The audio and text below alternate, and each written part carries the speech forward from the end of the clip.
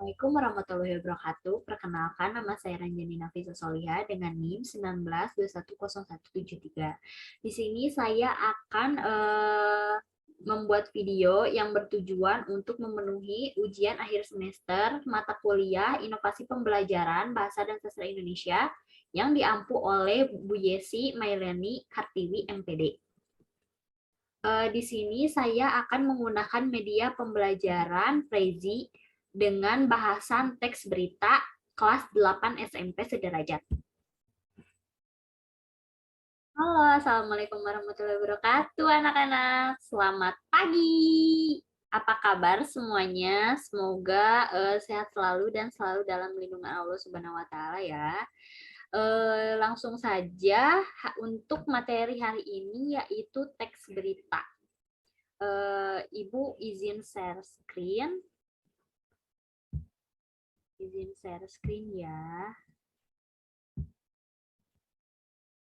Nah, bisa kita lihat di sini Ibu menggunakan Prezi untuk mempresentasikan materi hari ini. Sebelum ke materi hari ini, kita perkenalan dengan kompetensi dasar dan indikator yang akan kita pelajari ya. Nah, di sini kelas dan semesternya yaitu kelas 8 dan semester ganjil mata pelajaran bahasa Indonesia, materi pokoknya teks berita. Yang pertama ada kompetensi dasar 3.2, menelaah struktur dan kebahasaan teks berita, membanggakan, memotivasi dari berbagai sumber yang didengar dan dibaca. Lalu ada 4.2, menyajikan data dan informasi dalam bentuk cerita secara lisan dan tulis dengan memerhatikan struktur kebahasaan atau aspek lisan, lafal, intonasi, mimik, serta kinesik.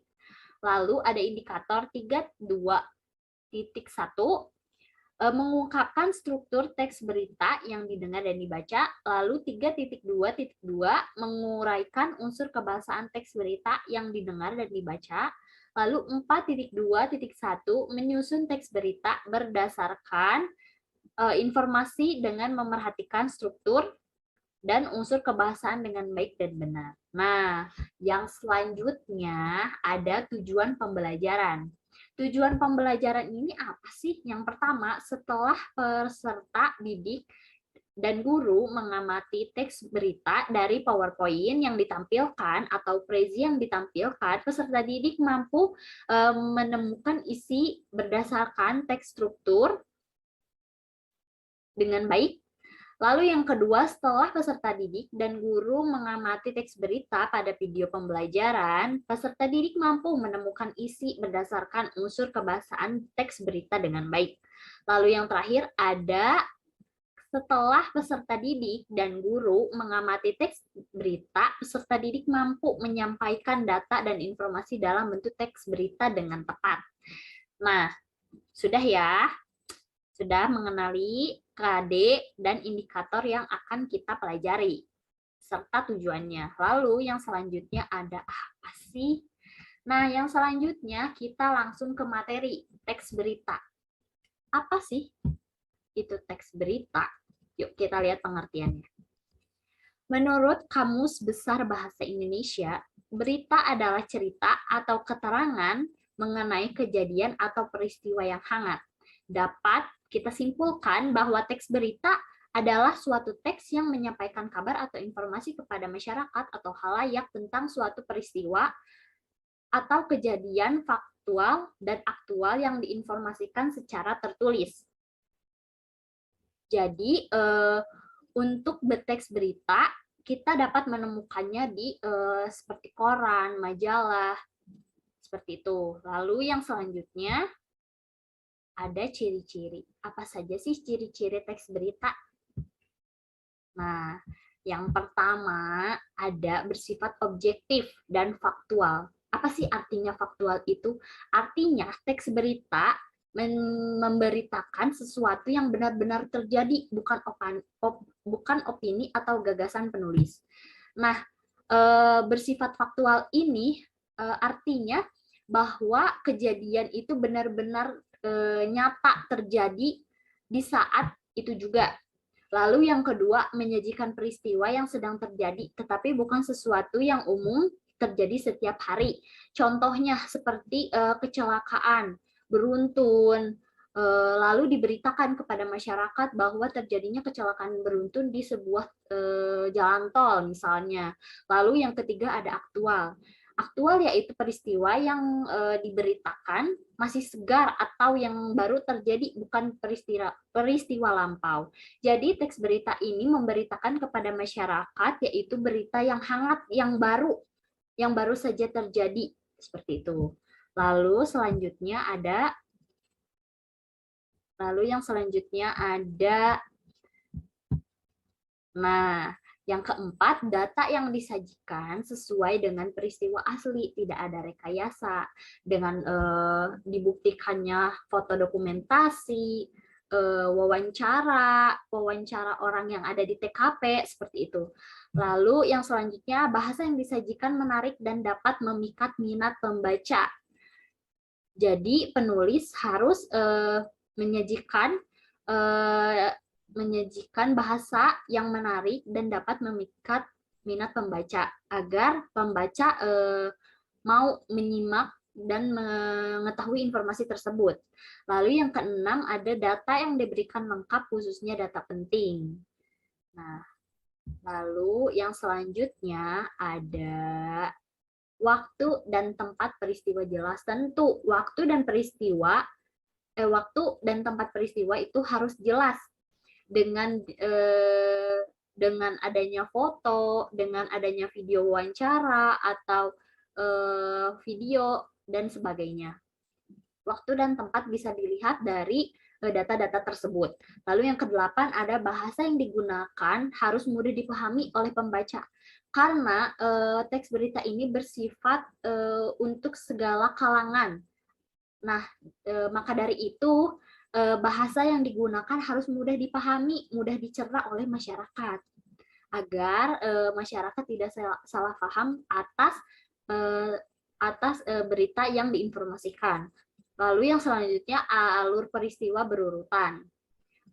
Seperti yang kita tahu, setiap kejadian itu selalu ada alur peristiwa. Tetapi untuk teks berita ini, alur peristiwanya harus berurutan. Tidak bisa kita menyimpan alur peristiwa itu secara acak gitu. Nah, lalu yang selanjutnya ada kalimat yang digunakan singkat, padat, dan jelas agar karena tidak bertele-tele, jadi orang-orang mudah memahami. Lalu yang ke-11, sumber berita valid dan bisa dipertanggungjawabkan. Lalu yang ke-12, judul berita harus bisa mewakili isi berita. Dan yang terakhir, yang paling penting, memuat unsur kata tanya 5W1H atau adik Simba. 5W1H itu apa, yang termasuk apa, di mana, siapa, bagaimana, mengapa, kapan. Nah, lalu yang selanjutnya ada struktur. Mari kita bahas struktur ya, teman-teman. Nah, yang pertama,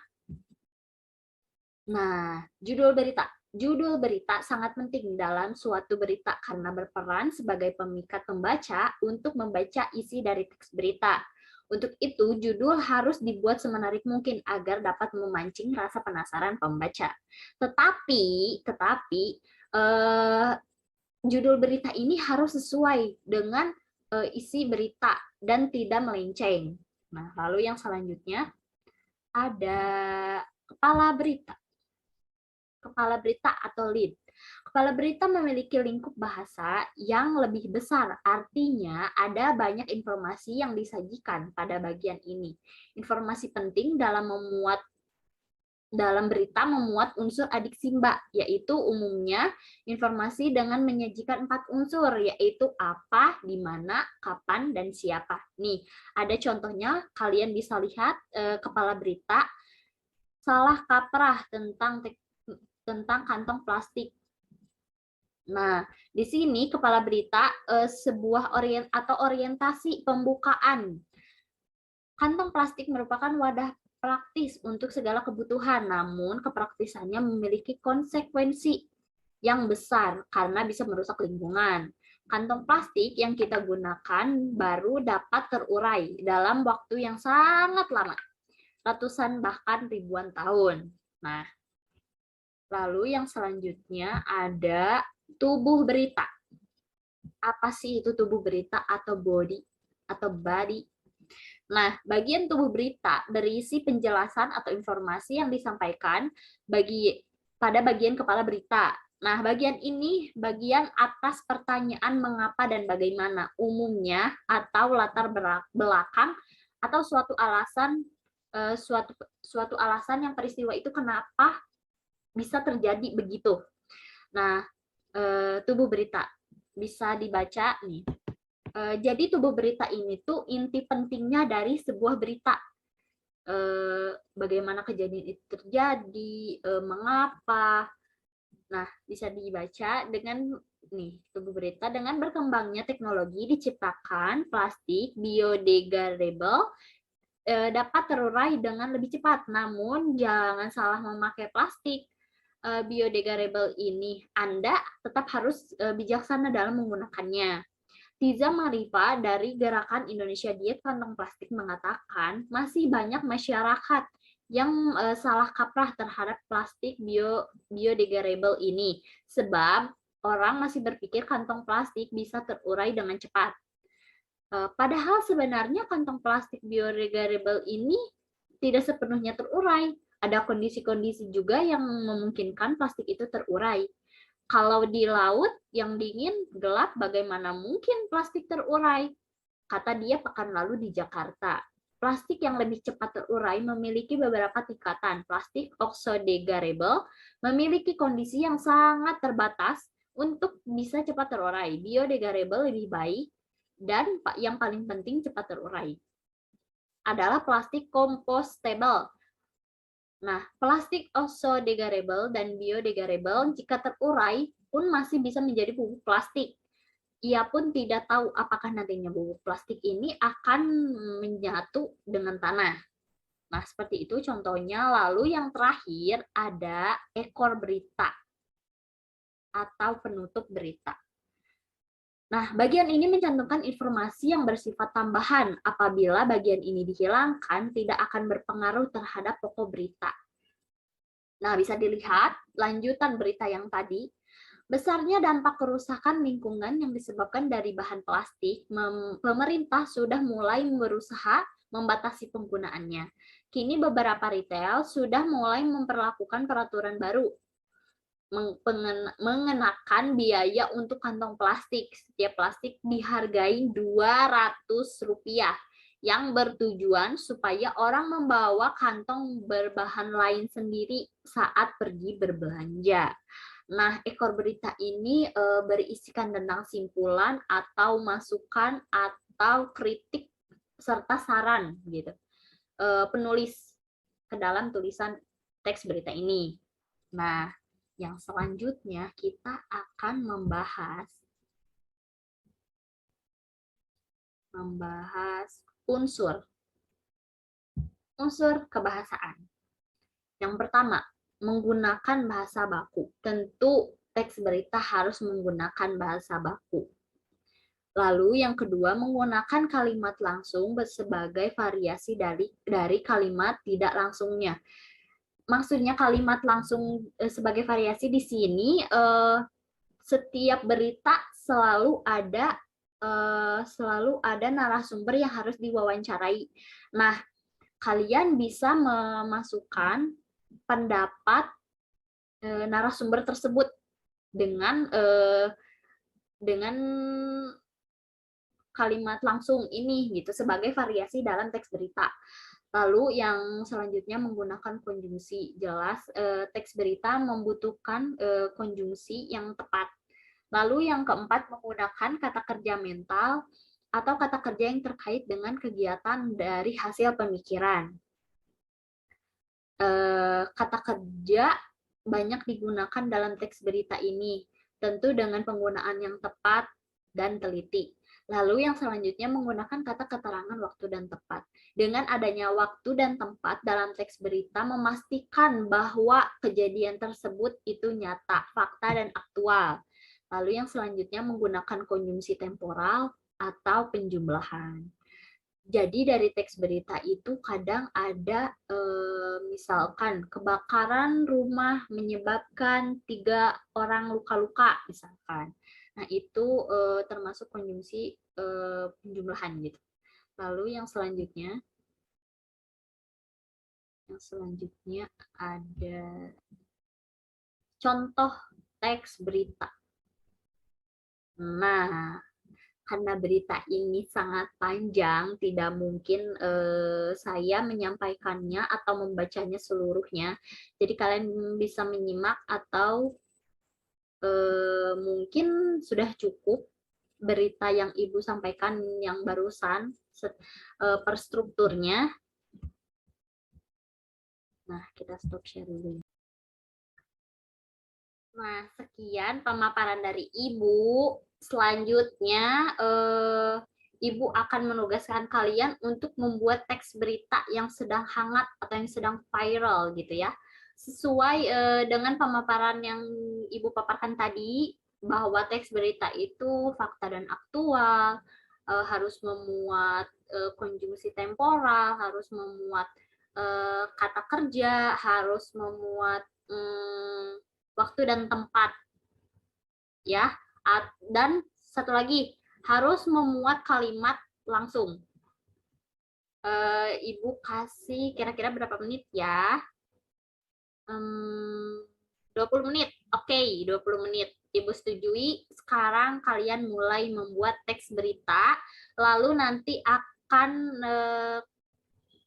Ibu tunjuk siapa yang akan mempresentasikan hasil teks berita yang dibuatnya. Yuk, kerjakan. Semangat!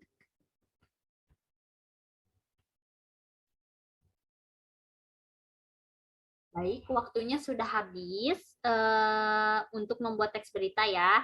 Jadi, Ibu akan tunjuk siapa yang akan mempresentasikan teks berita yang dibuat oleh kalian masing-masing ya. Ibu akan menunjuk Hana. Oke, Hana, silakan. Presentasikan teks berita yang kamu buat.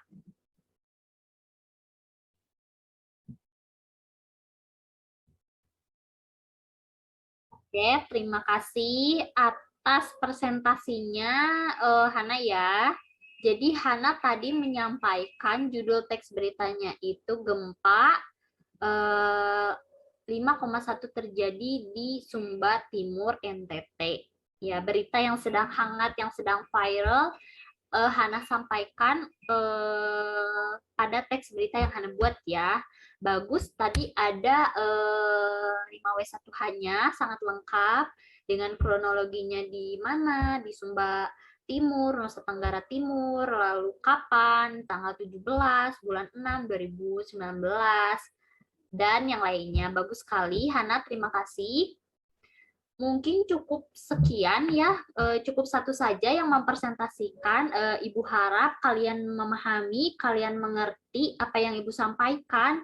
Dengan kalian membuat contoh teks berita seperti itu, mungkin sangat memahami sekali ya, karena sebelum membuat teks berita, kalian harus memahami materinya terlebih dahulu. Sekian presentasi atau pemaparan dari Ibu atas perhatiannya. Terima kasih banyak. Semoga ilmunya bermanfaat. Wassalamualaikum warahmatullahi wabarakatuh. Sekian video pembelajaran menggunakan media Prezi untuk teks berita kelas 8 SMP sederajat. Mohon maaf bila ada salah-salah kata. Assalamualaikum warahmatullahi wabarakatuh.